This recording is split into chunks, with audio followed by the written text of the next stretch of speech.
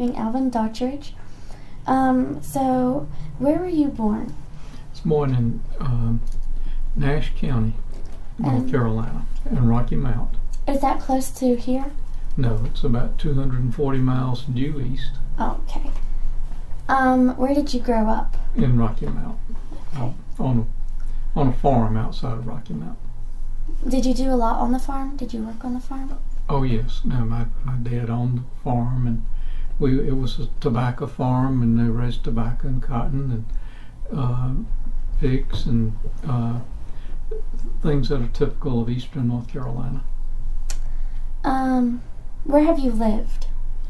Well, primarily there until I went off to college, and I went to University of North Carolina at Chapel Hill, and then moved to Lenore when I graduated, and have been here ever since. Do you have any kids or grandkids? Have three each, three children, three grandchildren. Where did you first live when you first moved here? We lived on Hillside Lane, which I think they call Wilder Street now. All right. When did you move to Lenore? In 1963. Why did you move?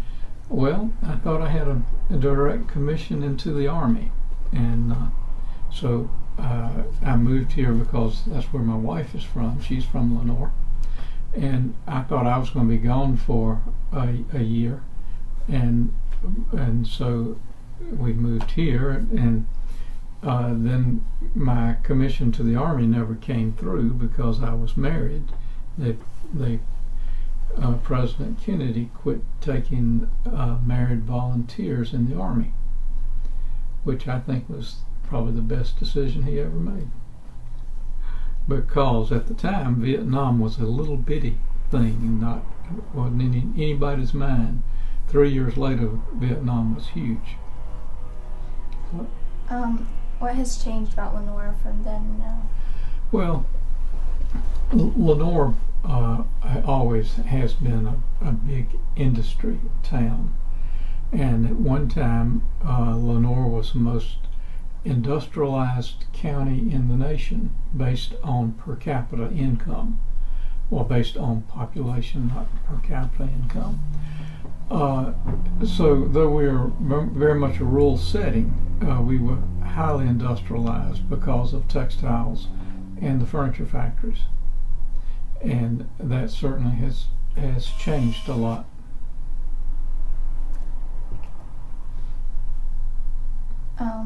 What did you major in? I majored in industrial relations, and which is in the School of Business at Chapel Hill, and I had a minor in sociology, or core in sociology. What made you want to choose that major?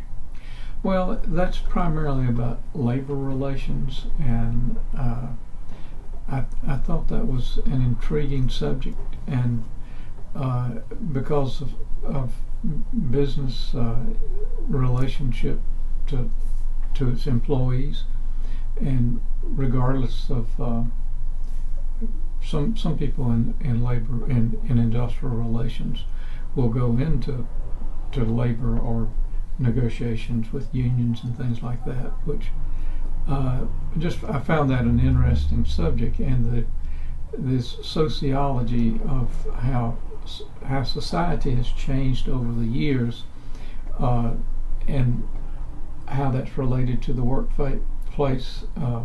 So that just always sort of fascinated me, and when I came out of school, I wanted to get into human resources, which was called personnel at the time, and I did more or less. I worked for 7 or 8 months at the Department of Social Services, but I really wanted a job at the Employment Security Commission, which I worked at for about 2.5 years.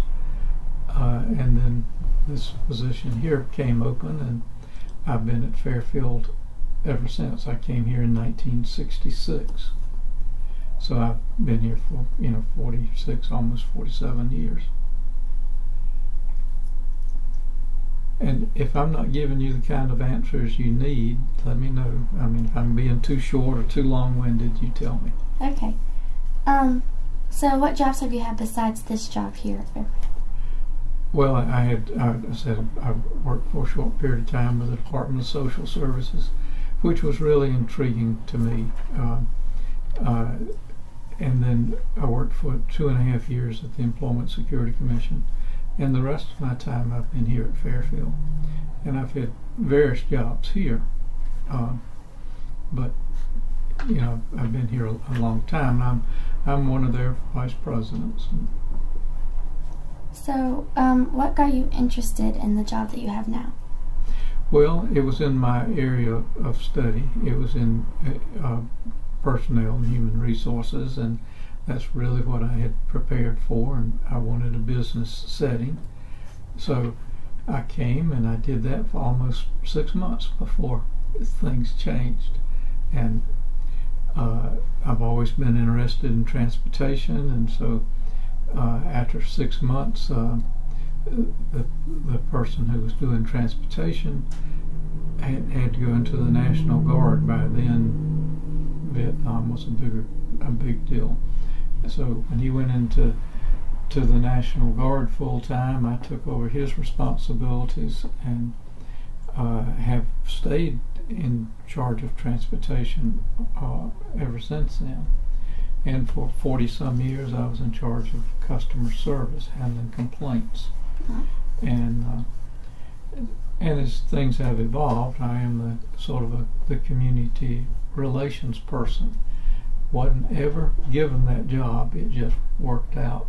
That's what my interest was, in the community and how Fairfield relates to the community, and so I was frequently the lead person on things like that, and now that's part of my responsibilities. So what kind of things do you do in your job? I keep trying to figure that out. I guess I'm what you would call a generalist, in that I do a lot of different kinds of things.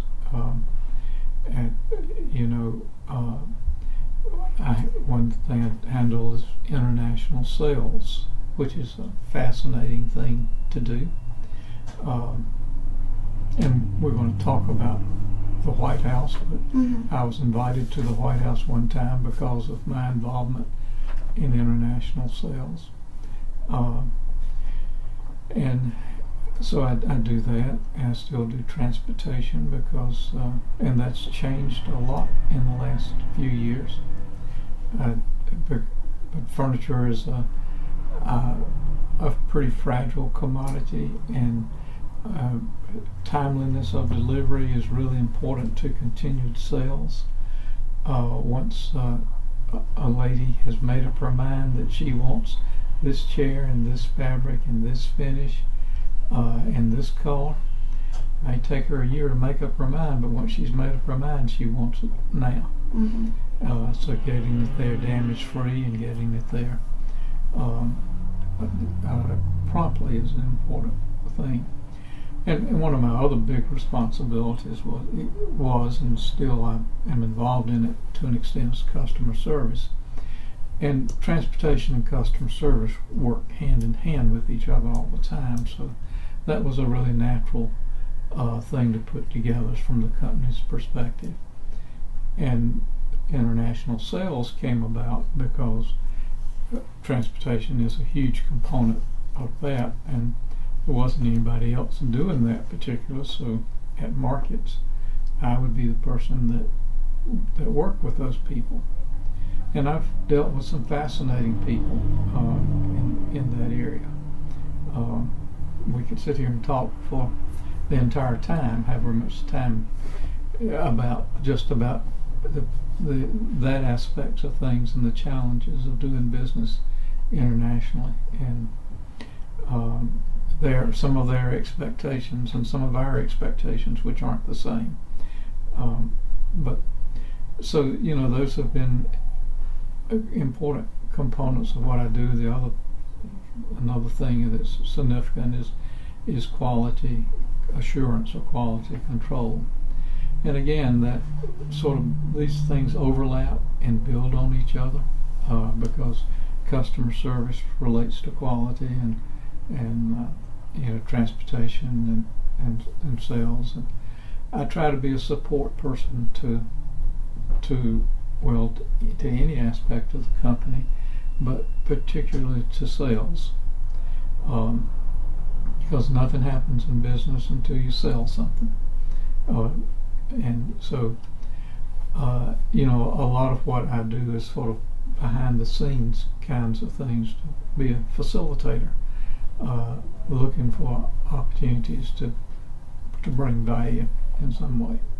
So that sort of leads us into our next question. What was it like going to the White House? Well, I've been to the White House twice as an invited guest. Once, this picture behind me is a picture taken when Communities in Schools, or Cities in Schools, was one of the first President Bush's 1,000 points of light, and what he tried to do was highlight organizations that helped with community problems, and so he called those points of light. And Cities in Schools, or Communities in Schools, was one of those. And we got to be one of about 300 people there. And there were some fascinating people there. The heavyweight champion of the world was there. I followed him up the stairs at the White House. And there were several Olympic champions and some generals, military generals, as well as Communities in Schools people just like me from all across the country. And it's we had thought we were going to get to meet President Bush. He unfortunately had gone into the hospital 2 days before we got there, and so we assumed we weren't going to get to meet him. Mrs. Bush, we had an opportunity to greet her, and I assumed when I got my opportunity that the purpose was going to be to take a picture and to get you out of the way. She actually knew quite a bit about Communities in Schools, and we chatted for probably 4 or 5 minutes, which just surprised me.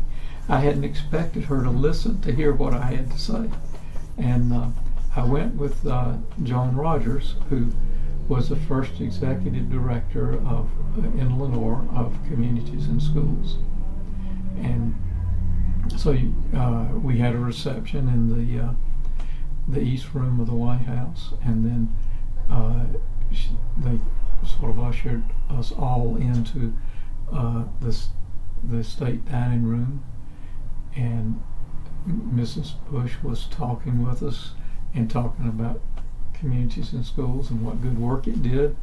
And she looked down the hall and she said, George Bush said you come in here and talk to these people. And so the president and his entourage, 3 or 4 Secret Service people, walked into where we were, and he knew about Communities in Schools also, and he talked to us for about 10 or 15 minutes. And they said it was a group of about 300, but literally he came about as close as we are here. I met I met Michael Jordan's mother there, and it was really a humorous kind of thing. We were at the reception in the White House, and all of a sudden she looked at me and her face just brightened, and she said, well, hi, how are you? And I said, well, I'm fine. She said, now where do I know you from? And I said, well, Mrs. Jordan, I know you from the Coke commercials. I got no idea where you know me from. And during the next 2 or 3 days, as we went to various events, we would be on the bus and might be sitting across the aisle for each other. And she's from North Carolina. So we at the time living in Charlotte. and I've seen her at several communities and schools events since then. Not recently, but at that time saw her several times. So that's just one of those really fun little stories that come out of that. But that was very exciting and very interesting. I say lots of interesting people. I mentioned Evander Holyfield, who was the heavyweight champion of the world. He was there. It's fun to think back about those times. The other time I went to the White House as an invited guest was a couple of years later, when Bill Clinton was president, and we were involved in exporting, and he invited. This is when the NAFTA side accords were signed. Do you know what NAFTA is? Mm-mm. North American Free Trade Agreement. And so I went to that, and I was one of 4 furniture industry representatives at that. And it was really, that too was really interesting. Because of a little bit of misdirections, where I was sitting, there were cabinet members sitting as close as you're sitting. I think I was supposed to be somewhere else, but that's where I understood them to tell me to be. And they did do a video clip of that, and some of that made the news, and I could see the very top of my head in the news. But I heard every living president, with the exception of President Reagan, speak that day. We knew we were going to hear President Clinton, but when they opened the doors and all those past presidents were standing there, that was one of those just sort of awe-inspiring moments when you thought about all they had given and all they represented. And so each of them spoke, and they were all made marvelous speeches. President Clinton, being the sitting president, spoke the longest. And every president mentioned only one person that I heard every one of them mention, and that was Carla Hill. And she was a trade ambassador who had made a tremendous difference in the U.S. trade policy around the world. And so as we were leaving that day, and I was walking down the hall of the White House, Carla Hill was leaving at the same time, and I got to talk with her down the length of that long hall, and said to her, what a marvelous thing that every president would call you by name and say that you had made a significant contribution to this country and to our trade policy. So, that was just one of those sort of unique moments that you don't quite couldn't plan it if you tried. But each of them, as they spoke, they talked about how the U.S. had broadened its trade policies and how important that was to jobs and to the stability of the country, and not only to the stability of the country, but to the stability of the world. Part of what they said was, if you have a good trading partner, that's not somebody you go to war with. So that good trade is also important for world peace. So now let's start talking about communities and schools. So how did it start? Well, I want to give you 2 answers.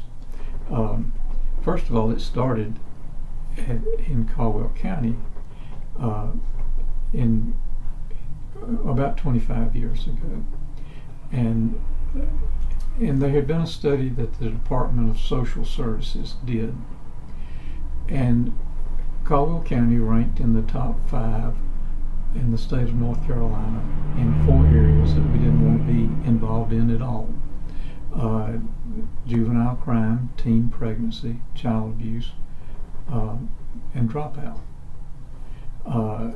And so that was sort of a shocking statistic, and the newspaper made a big deal out of it, and really sort of embarrassed everybody, but it got everybody's attention.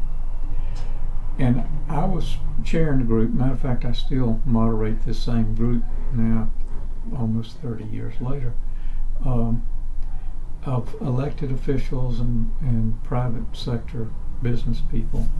That we had come together because, as Chamber of Commerce members, the city of Lenore was about to build a law enforcement center, and Caldwell County was about to build a law enforcement center.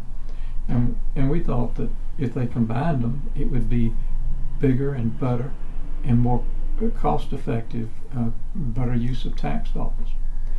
So this group met, and we talked to those two groups, but it didn't happen. Both built their own facility. But out of that came an understanding that there was value in a group of people meeting, exchanging ideas, and seeing where there's synergy, where could we save money or be more effective, and just know what was going on, not so that elected officials didn't get surprised so much by what was in the newspaper. They knew more what was going on in each other's domains than and not have to necessarily be surprised by it. And that has been a great place for us, for these guys, these men and women to come together, because and exchange ideas and inform each other. And that's important, because when this study came out, and this came all over the newspaper, and of course you're always trying to tout your hometown. You want people to be proud of it. We have a great quality of life, and they're always recruiting new industries. That's not the kind of publicity you want. And in this group was the chairman of the county commission. He said, we should be able to do something about this. And so we formed ourselves. That very group became the Children's Advocacy Council, which still meets today. But we assigned ourselves various communities to go to. We looked at various programs across the state, trying to find a model that would address these 4 issues in the most effective way. And we looked at several things, and it just didn't seem to be us. Dr. Marjorie Strong, who was on the Lenore City Council at the time, was the person who was assigned to go to Charlotte and to look at a program called Cities in Schools. And she came back and she said, I think this is what we ought to dig into this and see if this can't address some of our needs, because it brings the resources of the county to the school site to help that child and to help their family. And they were reassigning social workers and nurses, and had mentors, and all of those things exist today in our program. And so they were all there so that a child who was struggling wasn't as likely to fall through the cracks. And the children who come into communities and schools all have potential. They have potential to graduate, and they have the potential to drop out. And they're not necessarily bad students. They may have some real family issues going on, or they may have some other things that are creating challenge. Sometimes they just simply haven't focused, and they need somebody to sort of put their arm around them and look them in the eye and say, you really can do this. I know you can. And that relationship by another adult is often the factor that makes a difference. But so the program there was called Cities in Schools. And we, not knowing any better, we looked at ourselves and said, well, we certainly are not a city in the sense that the program existed at that time in Atlanta and New York. Charlotte was probably the smallest city it existed in. And we said, well, we're a community. We're not a city. And most of our problems were with white males. That was the largest dropout component. And I'll give you those statistics in a minute. But so we named ourselves Communities in Schools. And Howard Hallworth, who was a furniture executive, but he also was the state school superintendent. He came to our initial meeting and he said, and we had the CEOs of the 5 largest corporations in town at the time, and they were most all the businesses at that time were locally owned. You asked me earlier what had changed. One of the big changes in Caldwell County has been we've gone from local ownership to ownership outside of the county. So most of these were locally owned businesses, and most of the people sitting of those 5, they owned their businesses, or the majority owners. And so we had those kinds of people. We had people from the county commission. We had people from the school system. And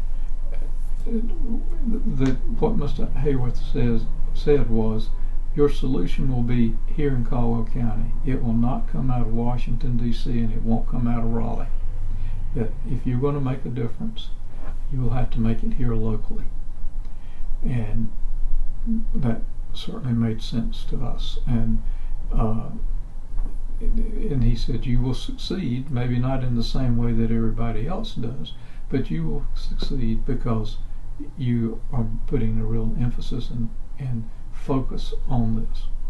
And that's proven to be the case. So to go back, we went from the City County Services Group to the Children's Advocacy Council and then formed the Board of Communities in Schools. Some people have remained consistent on that through all of those transitions.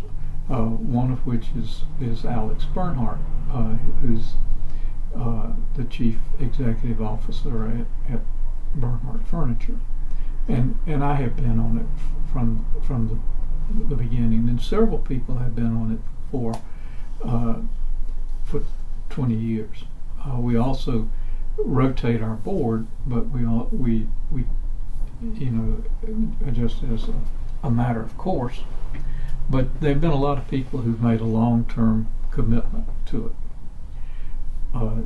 So let me tell you how the name. So we called ourselves Communities in Schools.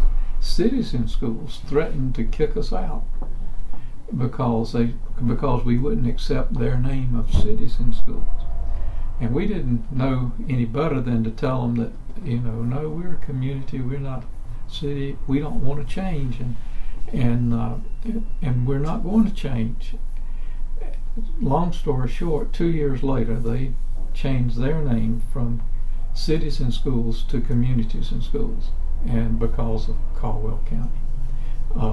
Bill Milliken, who was the founder and the president of Cities in Schools, came to one of our annual meetings about 4 or 5, maybe 6 years ago, and told that same story, that you are the reason that we are Communities in Schools.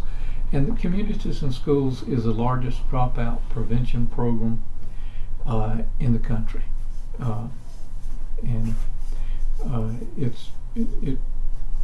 Our program is in 7 schools, and we serve about 500 students a year with intensive services, and about 6,000 or so with more general services. Have either of you ever been? What grade are y'all in? We're freshmen. Freshmen. Okay. Well, you haven't been to the reality store. Well, you'll get a chance to do that. That's a Communities in Schools project, and you'll love it in a way, because what it will do is it will ask you how many years are you going to go to school, what are you going to major in, and you fill out a form, and you will see that your education is directly related to your earnings when you're an adult. and then you'll have to buy your life for a month, whatever amount of money that is. You'll have to pay rent, buy a car, or pay a car payment, get insurance, buy groceries. You might even put something in there, get your hair fixed. But it's a real eye-opening kind of experience, and they call it the reality store. So that's something that you'll have to look forward to, and you have to decide how many children you're going to have, and children can be expensive, and you have to take you take cards, and some of the times the cards may be that you got an unexpected bonus, and some of the times the card may be that the car just broke down and you have to make repairs. But that's one of the projects that reaches a lot of students. I think it reaches, I was thinking it was in the 8th grade, maybe it's the 10th grade that's done. But in any event, it's a really good project. But one of the things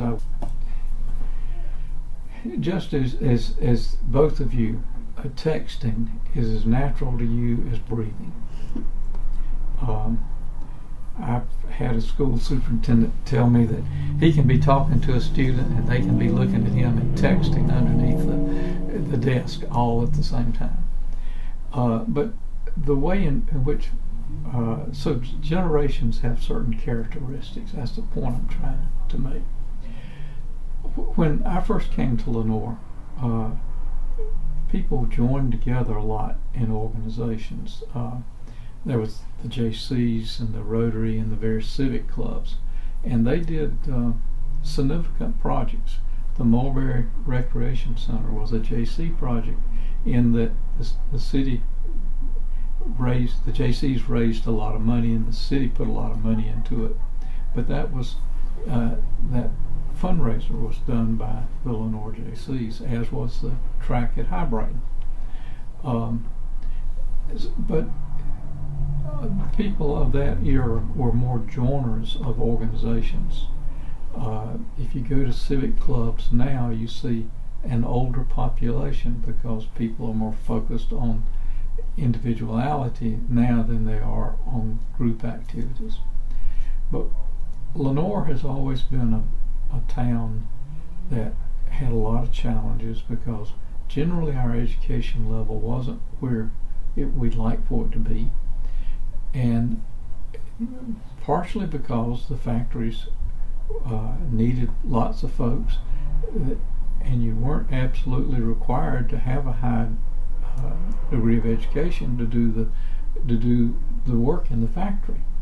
Of course, every factory has managers and it has designers and it has people at all levels, but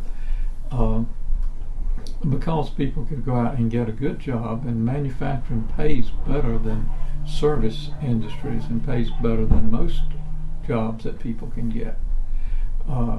So they could have a pretty decent living, a good living, and with not a whole lot of education. And they had gotten to be this, I mean, people had seen their parents live pretty decent lives without going on to school. And so, you know, lots of times the young men, when they got to be 17, 18, a car got to be awfully interesting to them. Girls got to be interesting to them. And they would drop out of school because they could afford the car and, you know, go work in the factories. When communities and schools started, the dropout rate among young white males was right about 50%. And it was better with females, but not great. So, you know, that was a tradition that we had to overcome because the world was changing, and people without a high school education were at a serious disadvantage. And as an employer, somebody without a high school education is a disadvantage to you because they've got to understand instructions and They've got to know how to do things. And the more they understand that we are in a world economy and, our need to be competitive, if they don't read and write, writing not so much, but if they're not aware of what's going on, they may not understand how important they are in that process. So, as I said, the CEOs of the 5 largest corporations were the ones that they were very interested, as was the county commission, as was the school system in this. And communities and schools was probably the first entity that went into the school system as mentors and volunteers that made a significant difference, because before then people pretty much left it up to the professionals, and the professionals do a great job, but they also need to send that message that the community has an expectation and is behind you. And the school system does a superb job of working with students. You're fortunate to be part of the Caldwell County school system, because they're teachers and administrators who know you by name, who care about you, who are dedicated to your success, and that's an important thing. And the fact that organizations like communities and schools come in and support students and support the administration is important. So, going back to volunteerism, we've always been a town with lots of challenges, but we've always been a town that worked together. And I think I told you earlier about the City County Services Committee and the Children's Advocacy Council, and you bring good people together, and they put the needs of the community ahead of their own agendas, and then really good things begin to happen. So, I think we are fortunate. We have an outstanding mindset of cooperation in this county.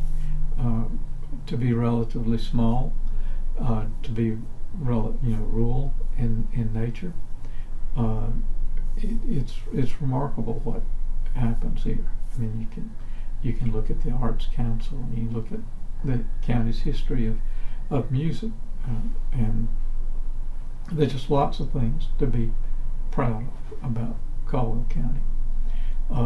But that spirit of working together makes a huge difference. So sort of about the Lenore JCs, like, is it still up and running now? No. At one time, the Lenore JCs was a powerhouse. We had, 120, 30 members. Most in it, you could join when you were, eventually you could join when you were 18, but when you were 21 to 35, and it was only men joined for many years. They had an auxiliary group called the Lenore J-Sets, which were usually the wives or the girlfriends of the JCs, and they were a very significant organization too. They did a lot, but the JCs were. I made lots and lots of wonderful connections in the JCs. I learned how to speak in public in the JCs. Now, I'd had classes in college and, made some speeches in high school, but I really learned how to speak in public in the JCs. They had a program called Speak Up JCs. We got involved, at the North Carolina Burn Center in Chapel Hill. The JCs basically were the primary organization that got behind that and helped that come into being. So they did projects on a national level, a state level, we did some little international stuff. But that group of young men and women, anything of real significance, they tend to get involved in. And one of the most fun things we did was have paper drives. And we used to load boxcars, load the paper right down here at the foot of this hill. And that was one of our major fundraisers. And things go in cycles. Paper would pay pretty good, and then it got so you hardly paid anything at all. So things have to change with that. But a lot of young people hone their management skills. They learn how to work with each other, how to organize projects, had to make presentations before the board and before the club, and took stands on issues of the day. And it was a really good training ground, and I wish it still existed. As things evolved, the JC still exists, but there's a chapter in Hickory, and we tried 2 or 3 years ago. We had a reunion, had a fun time, but we had a reunion. We tried to get the chapter restarted here, but we weren't successful. But the nature of organizations change over a period of time. I still think it's a good organization and wish that it had the same kind of impact that it used to have. Did it exist anywhere besides Sonora? The JCs? Oh yeah, it was.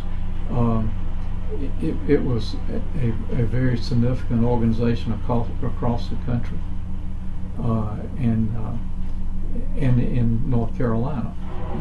It did lots of good things, and I know when Governor Holshouser was elected, a number of people in his administration were people that he had known through the JCs, and same thing was true with Governor Hunt. Not all of them, but a lot of them. So sort of going back to communities and schools, like hopping back and forth, but how can you become a mentor? Okay, to become a mentor, you make an application, and they do a background check to make sure that that there's nothing in your background, and then you give an hour a week, and you work with the same student. Excuse me. Hopefully throughout the school year. We have some mentors who've been mentors for 23 years. We give a Mentor of the Year award, and but after you make application and we do the background check, then they have a short training session, because some people not real sure what they should do as a mentor. And actually the purpose of the mentor is to create a relationship between the student and the adult. And sometimes the adult is holding the student accountable, and sometimes they're listening, and sometimes they may be helping with homework. But then really we've sort of gotten away from the idea of tutors in that they were supposed to know how to do the homework, because particularly when it comes to math and some of those things, you and I may get the same answer, we may not get there the same way. So the teachers are give guidance there, but lots of times it's helping somebody listening to read, or if they're writing a paper, maybe talking with them about that.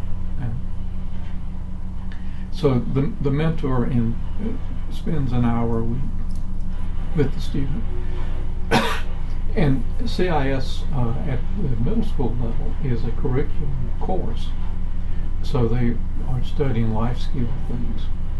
Early on, every CIS student had met a U.S. congressman. They'd all they went on some field trips and things like that. One of the current things we're doing is called Youth Leadership Caldwell, and that comes up in the summertime. And for 2 weeks, they have an intensive course in civic responsibility, and they elect a president, and they go to Raleigh and meet legislators, and you get to spend the night down there. And I think these are 8th graders. It is just remarkable to see how much they grow up in that period of time. And they have to have a class project, and that's been interesting too. But Louise Carell, who is an employee of Bernhardt, we give the Louise Carell Award each year. And just last week we had our annual mentor breakfast, in which Communities in Schools says to all the mentors, thank you for what you do. And Louise Carell presents that. She was the first recipient of the Louise Carell Award, because she had been a mentor for 20 years at that point. And she's recruited a number of other people just by her example. And her son's a mentor. I was interested in Bemis Manufacturing, which is one of the manufacturing companies here in town. They sponsor that, and Jim Chapman, who's the CEO there, is on our board. His daughter is a police officer in Charlotte, but she is also a CIS mentor in Charlotte. So we went around the room and began to talk about the multi-generations, and I think we had 6. Mike Peake, the principal at South, his mother-in-law is a CIS mentor, and I'm trying to think of the others, but there were several generational things where it's sort of been handed down and still very much involved. Now, I don't know if I've answered your question. Yes, you have. And if I'm chasing too many rabbits here, you tell me. No, you're good. But so what schools are involved in the program? Well, there's 7 schools involved, and the middle schools. And let me say that we have tried. We'd love to be involved in the elementary schools, because we know that if a child leaves the 3rd grade and they don't read, they are behind, and they will stay behind until somebody helps them catch up, and they learn to read on grade level. So we would really love to be there at the 3rd and 4th grade, but financially and logistically we've never been able to make that work. We got a nice grant one time and did put a program in both at Kings Creek and Happy Valley, but when the grant ended, we were not able to sustain it. We have had after-school programs at all of the outlying schools, because the number one person who is most likely to drop out comes from one of the outlying schools, is a white male, and ends up going as a freshman into the high school. They don't have as big a social network as those who have gone through the middle schools. There's not a huge difference there, but there's some difference there. But we're in all 3 high schools, and in all the middle schools. Okay, so who sponsors the Communities in Schools? The community. When you say sponsors, you mean, tell me what you mean by sponsors. Like specific sponsors, like it's like, I don't know how to explain it. Funds that Yeah. has to come up with the money? Mm-hmm. That's an interesting answer too. We get about $35,000 a year from the Caldwell County Commission. We get about $17,000 or $18,000 a year from the United Way. We get some limited amount of funding from the state organization, and there's some pass-through funds that come to them that they pass through to us. The program is run on a budget of about $200,000, which is just remarkable that they can do what they do with that. That comes through donations. You've heard of the Taste of Caldwell or the Spring Soiree. Those were our big fundraisers. The Taste of Caldwell is a big fundraiser now. I know you know Ron Chase. Ron is organizing the High Brighton Hill Run. So come up the middle of I think the 23rd of March. This will be the second year, but that will raise some money for communities and schools, and then there's sponsorships for events like that. You know, I mentioned Bemis and Bernhardt and Roy Hill, Greer Labs. There are lots of organizations and individuals who either sponsor or send donations to communities and schools. I know this year that First Baptist Church at the end of the year in their missions program had some monies left over, and some of that money went to communities and schools. So the faith community is involved, and so we and we'll talk about the board in a few minutes if you want to, but we have you know, a minister on the board. You usually always have a minister on the board, and so the funding really comes from the community. You look at all of the entities, and like most nonprofits, funding is always an issue. The thing that makes communities and schools, there's lots of things that make it work, but the school system itself reassigns teachers to the communities and schools program. And for years they reassigned certified teachers, and now they're teaching assistants because of budgetary concerns.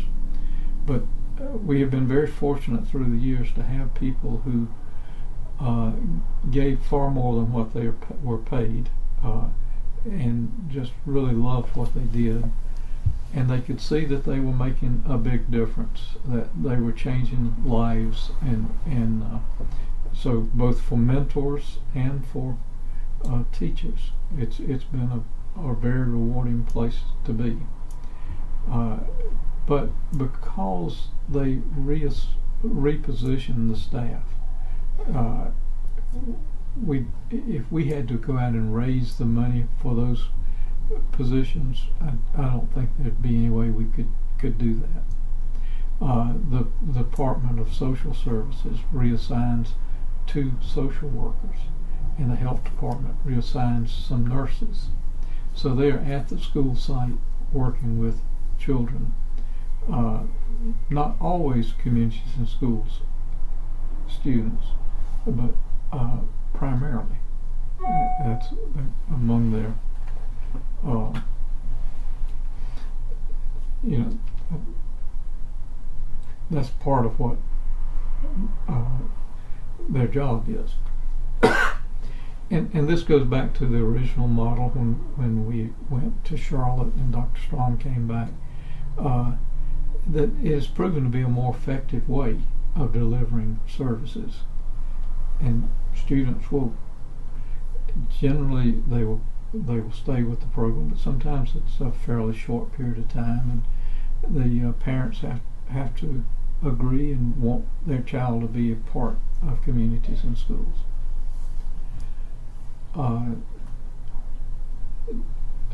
One of the things we do, there's several things we do every year, but one of them is the awards program, in which we will have a mentor speak and we'll have a student speak. And I don't think we've ever had that program that some mentor hasn't come up to me and said, "This is the most significant thing I do all year. I can see that I'm making a difference." So that's, just really rewarding to hear and to know that both students and mentors feel the same way. So what kind of people are on the board? Weird people. I was going to be funny and say weird people, but no. You have to take that out. No, we have an absolutely fabulous board. We do. And I didn't think about it, but I will probably miss somebody, and I hope I've got a list of them here. But let me just tell you who's on the board. Therese Almquist, who's publisher of the News Topic. Deborah Ashley, who's president of the Chamber of Commerce. Lane Bailey, who's the city manager of Lenore. Chris Barlow, who's the county commissioner. Alex Bernhardt, who's the chairman and CEO of Bernhardt Furniture. Mark Carpenter, who is the VP of Human Resources for Furniture Brands International. Jim Chapman, who is the Director of Operations. He's the CEO for Bemis Company. Ron Chase, who's Vice President at First Citizens. Dottie Darcy, you may know Dottie. She's on the school board. She is a really hard worker on behalf of children and dedicates a lot of time. Jack Dalton, who is a supervisor at the Caldwell County DSS, Department of Social Services. Max Dyer, he's a VP of sales for Kincaid Furniture. Don Edwards is a vice president at Parkway Bank. Clyde Ferguson is a former retired teacher and a musician. You probably know his dad, Pop Ferguson, who's Clyde is a very creative person. Miguel Garcia, and he's fairly new to the board. He owns a bakery right downtown, and we needed somebody from the Hispanic community, and we were looking forward to his involvement. Sarah Green, she's the director at the library. Bill Griffin is a school principal in Hudson Middle. Barry Hayes, he owns Hayes Chemical Company, but his real job is mayor of Granite Falls. I think that's where he spends a lot of time. Jason Hensley is the senior corporate counsel for Bernhardt Furniture. San Kaiser is the county manager for Caldwell County. Alan Lawrence is a lieutenant with the Lenore Police Department. Lee Layton, you know Mr. Layton from, he's the chief operating officer at Blue Ridge Electric. Betty Lou Miller, she is a real dynamic lady. She's over the Coffee Foundation, and she always sells lots and lots of tickets to the Taste of Caldwell. Denise Fleming is a school nurse with the Caldwell County Health Department. John Ruby is the president and CEO of Greer Labs. Steve Sherrill, who has just come off the board, owns Sherrill's Jewelry in Granite Falls, and Seth Nagy has come on in his place, and Seth Seth Eckert. Seth Nagy is with the Extension, Caldwell Agricultural Extension, and we used to have a representative from them on the board, but Seth Eckert is the town manager of the town of Sawmills.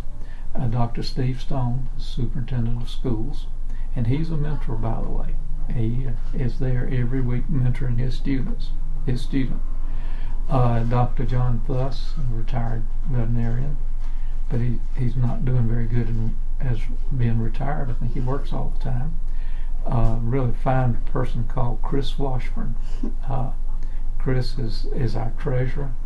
Just does an outstanding job. We rely on your dad a lot. I mean, he is superb, and you should be proud of him. And I know you are.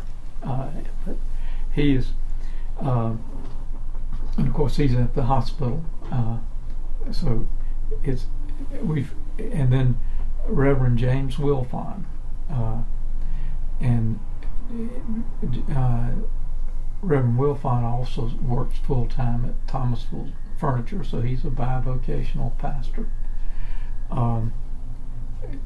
Carla Woods just came off of the board, but her family used to own Newton Transportation, Newton Trucking Company, and so she is retired and is not continuing to serve, but still a big supporter. And I was trying to think. I think that pretty well covers it. But we've always have had outstanding people on the board, and people who worked hard, and also were important in the community, and so they had good contacts, and so we've been blessed through the years. And I told you earlier about the starting board. We started with a lot of private sector CEOs on the board, and that's been good to have had that connection to the business community, because if it doesn't lead to a better quality of life, it doesn't lead to people, whether they work in Caldwell County or somewhere else, we want them to be successful. And so we've been very fortunate. We've always had people from the private sector. We've always had people from the public sector. Always had people from the school system, and so that makes a good blend. Well, thank you so much for letting us interview you for school. And is there anything else that you want to add? Well, first of all, obviously you can tell I love the subject, mm-hmm. and I hope I have addressed what you wanted to address. But I guess I would close by saying,